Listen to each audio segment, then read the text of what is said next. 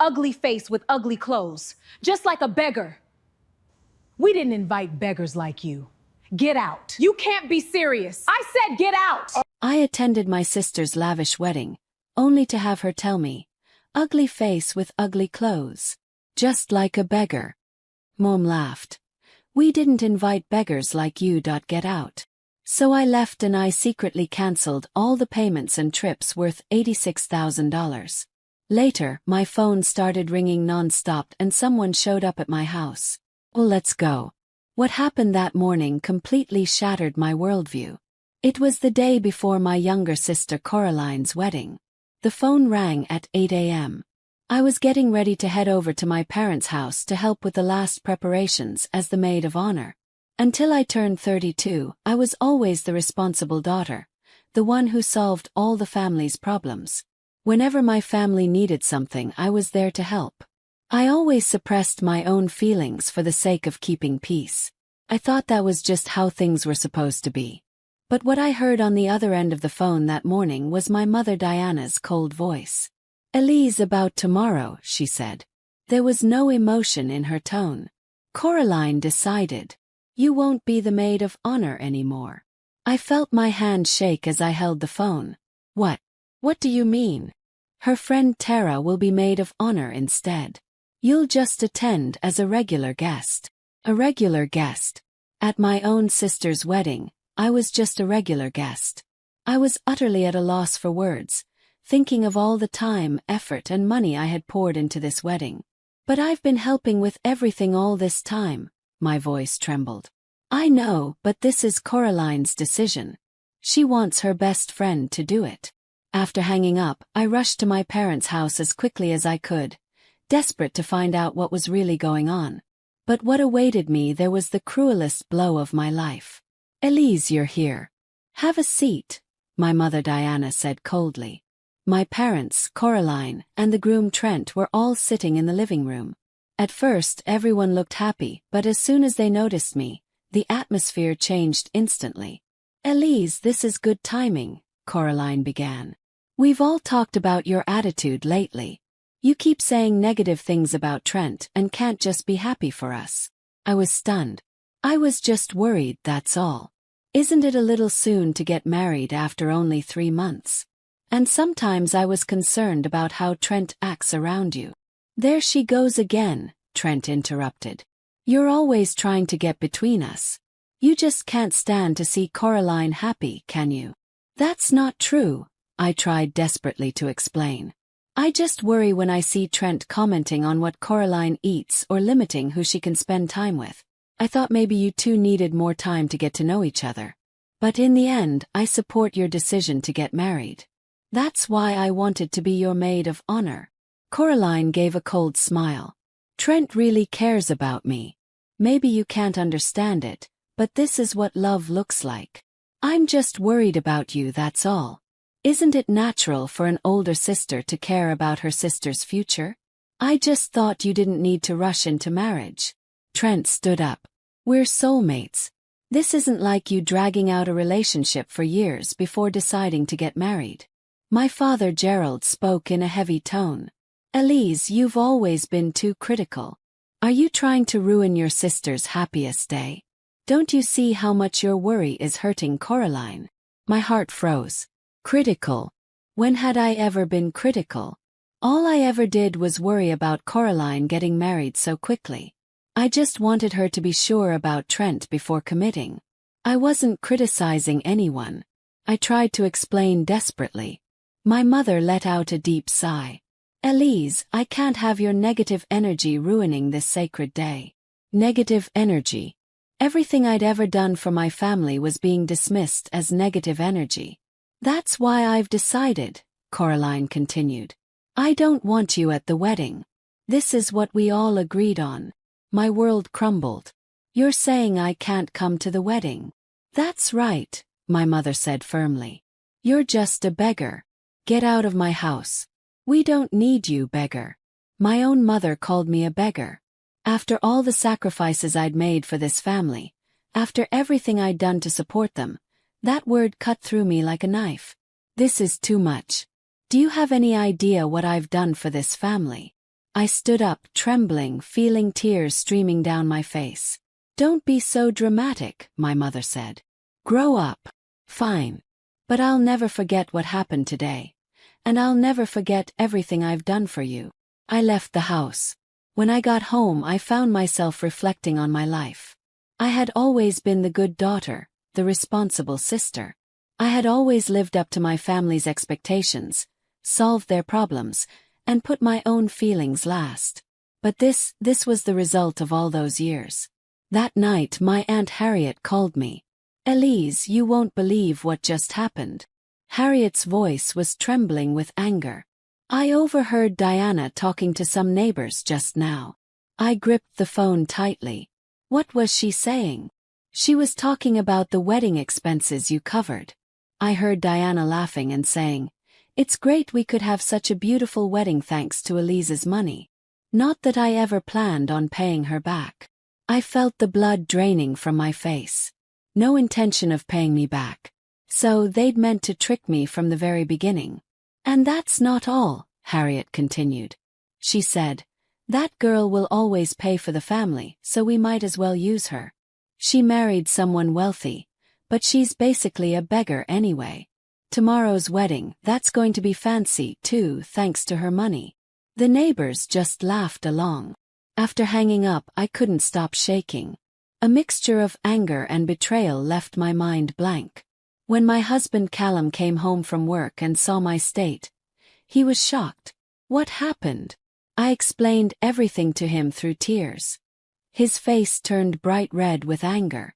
"I can't believe this. Not only did they throw you out of the wedding, but now they're trying to steal your money. And talking about you like that." The total amount we had advanced was $42,000. We'd paid for the venue, catering, flowers, photos, and dresses. All out of our savings. "What should I do, Callum? I'm completely lost.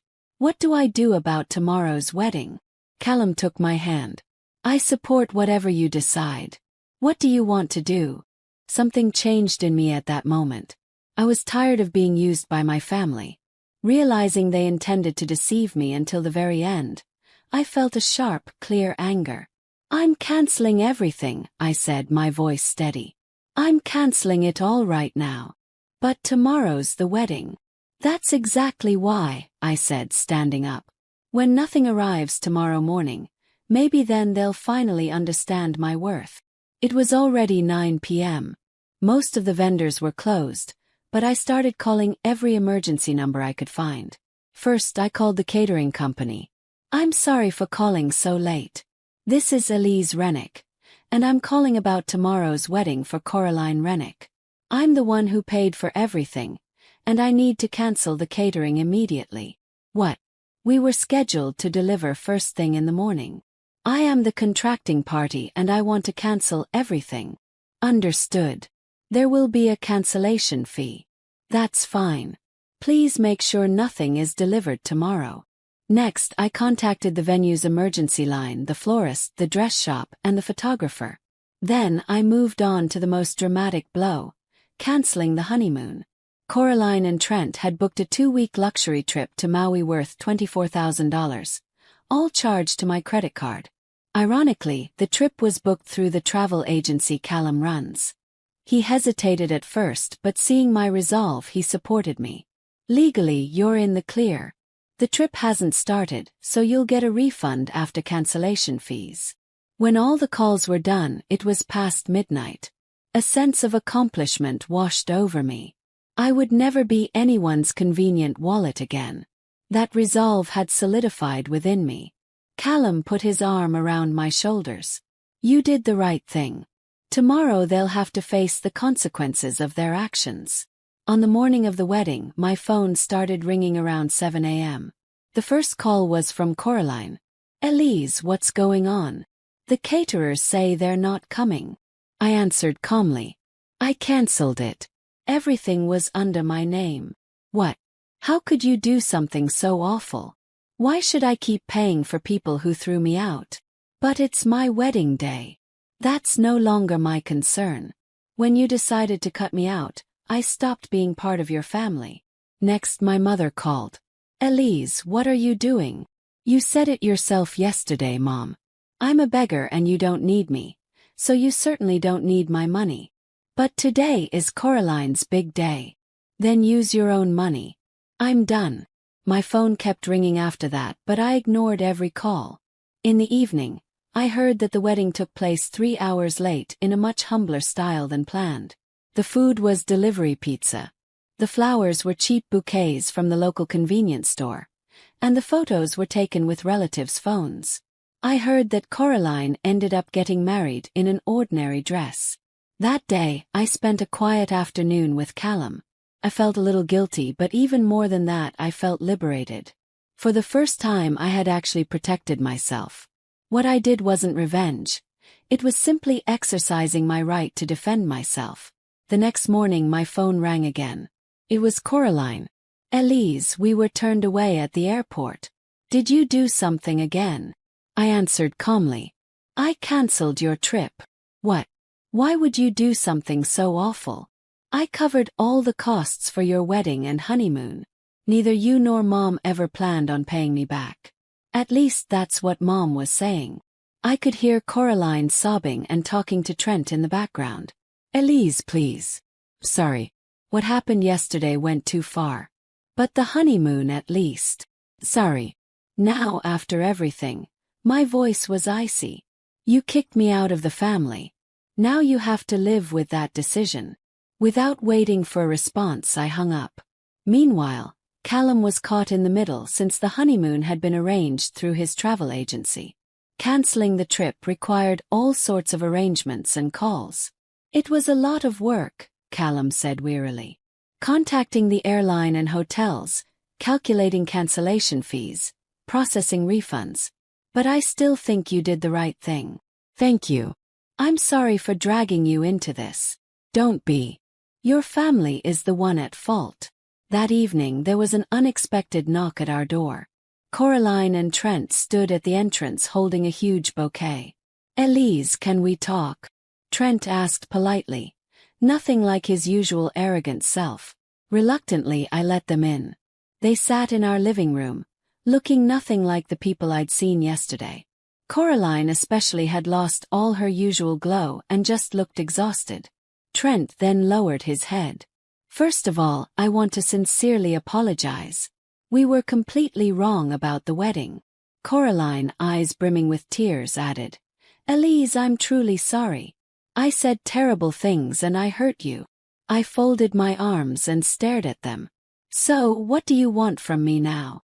Trent spoke, clearly struggling. You were right to be concerned about our relationship. Actually, I lied about my job. He frowned. What do you mean? Coraline answered for him. Trent's construction company. Things weren't going well. He has a lot of debt. I had no idea. After the honeymoon was cancelled, we started talking about a lot of things, Trent continued. And that's when we realized just how fragile our relationship really was. You were worried for a reason, Coraline said through tears. We rushed into things. We hardly knew each other. We got carried away, and when you pointed it out, I just lashed out at you. My feelings were complicated. It was true that I'd been worried about their relationship, but it was also true that they'd excluded me from the wedding because of that. So I said coolly, what do you want from me? I heard your apology, but don't think that's enough. Trent spoke earnestly. We'll pay back the money. Even if it takes time, we will. Coraline choked up. Elise, we were completely wrong about the money, about the wedding, everything. How can we make it right? I took a deep breath and spoke slowly. I accept your apology, but rebuilding trust will take time. For now, I'd like you both to leave. And so they left our house. But my heart was still tangled with mixed emotions. They had apologized, but regaining my trust would take much longer. The day after Coraline and Trent came to apologize, my mother Diana showed up at my door, still just as overbearing as ever. Elise, this has gone on long enough, she said abruptly. We're family. We're supposed to forgive each other. Coraline has already learned her lesson. I stood up. Forgive each other. You called me a beggar, and that's supposed to be mutual. That was going too far. But you ruined their honeymoon. That was over the line too. I couldn't believe what I was hearing. Who tried to steal my money in the first place? Just then, Callum came home from work. The moment he saw what was happening in the living room, his expression changed. "Diana," he said in a low voice, "I heard you called my wife a beggar." My mother shrank back immediately. Callum is usually gentle, so she must have been frightened by this side of him. "Callum, it was a misunderstanding. I was just emotional." Callum gave a cold laugh. "A beggar? You think Elise depends on me financially?" "Well, it's just that, Elise," my mother trailed off. "You clearly have no idea what my wife is capable of," Callum said firmly. "Elise is an executive at an event planning company. She earns $195,000 a year. My annual income is $310,000. So our household income is $505,000. My mother was at a complete loss for words. "What? Elise earns that much?" "That's right," Callum continued. "My wife is successful on her own. The person you called a beggar is someone who can pay $42,000 for Coraline's wedding out of her own income without a second thought." "But I didn't know." "No, you never even tried to know. Have you ever once shown any interest in your daughter's work or her accomplishments? You've always only cared about Coraline, never once acknowledging Elise's success." My mother's face turned pale. "You called my wife a beggar because you assumed she was incapable. You thought she was just a pathetic woman who relied on me. That's not, I didn't mean it that way. Intentions don't matter. You belittled your daughter based on your own prejudices. In reality, Elise is extremely successful both financially and socially." Callum stood beside me and put his hand on my shoulder. "Do you even realize how much she's done for your family? All the sacrifices she's made, not just money but her time, her feelings, everything she's poured into helping you," he continued. "And every penny she ever spent on your behalf, she earned herself. It wasn't my money." "Elise, I had no idea you were so successful," my mother said, her voice trembling. "You were never interested in my success," I finally said. "It was always about Coraline.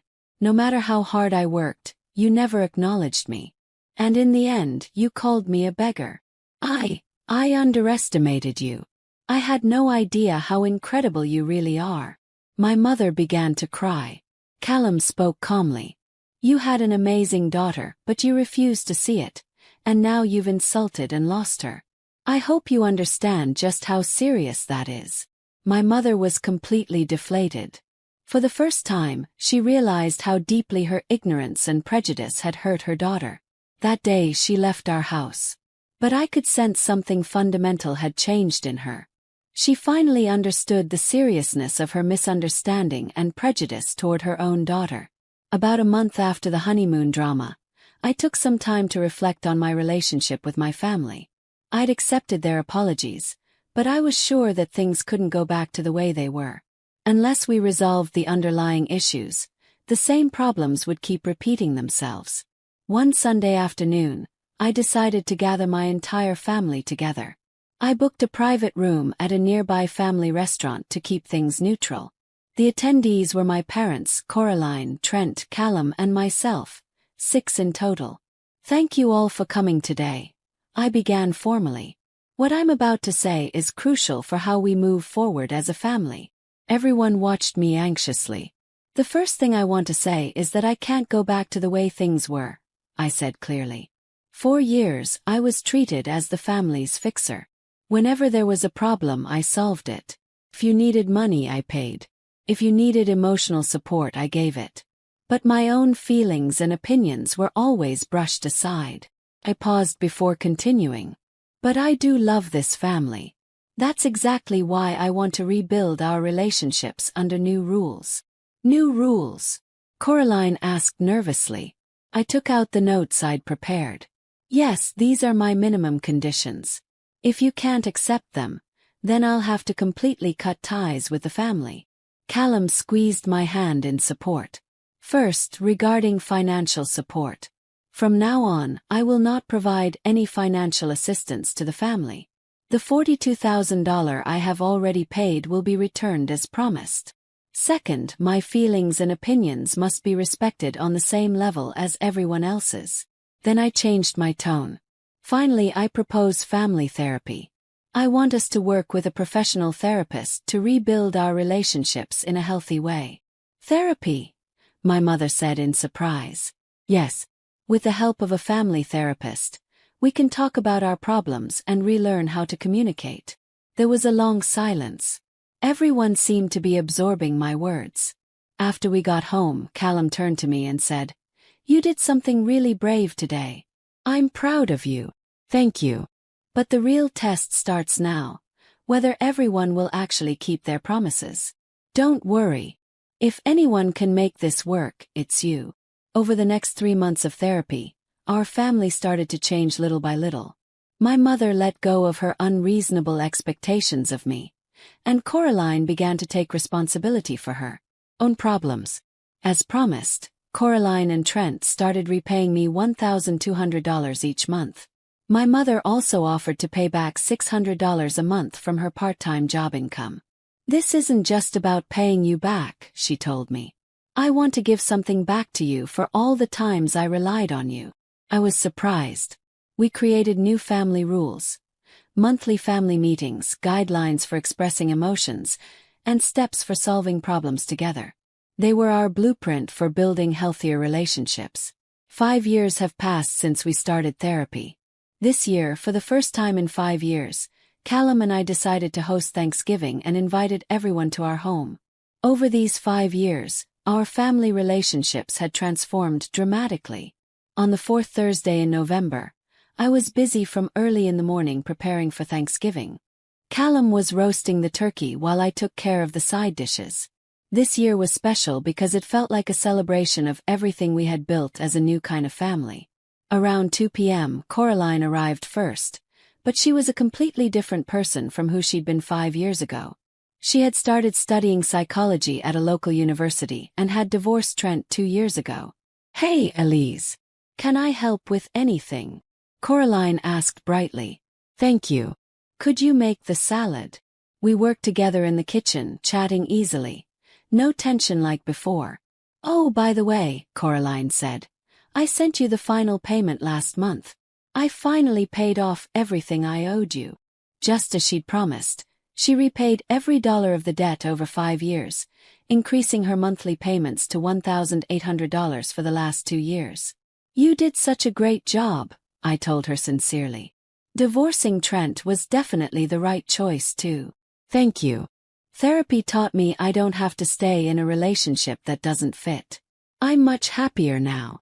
My father, after retiring, started volunteering in the community, and my mother had begun to cherish her own time. "Elise, what a beautiful home you have," my mother said admiringly. "We had bought this new house 2 years ago, partly using the money my family had repaid." "Thank you, Mom. You look well." "It's thanks to therapy. I finally had a chance to reflect on my life," she replied. She really had changed. No more controlling attitude. She respected my opinions and could admit when she was wrong.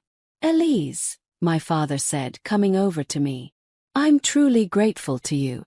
Thank you for not giving up on us and leading us this far. Dad, we all worked hard for this. It's not just me. No, we couldn't have changed without you. Your courage saved our family." At 6 p.m., Callum's parents joined us, and all 7 of us sat down to Thanksgiving dinner. The table was full of homemade dishes, and the house echoed with laughter. That night, after everyone had gone home, Callum and I cleaned up in the kitchen. "Today was really wonderful," Callum said. "Yes. 5 years ago, I never would have believed this was possible. The day you set your boundaries, that's when everything started to change. I've grown so much myself. I used to sacrifice myself for family harmony, but now I value my own feelings and can say no when I need to. And I decided to live my life putting my own emotions and dignity first." It took 5 long years, but we finally built a new kind of relationship, one where everyone can truly be themselves.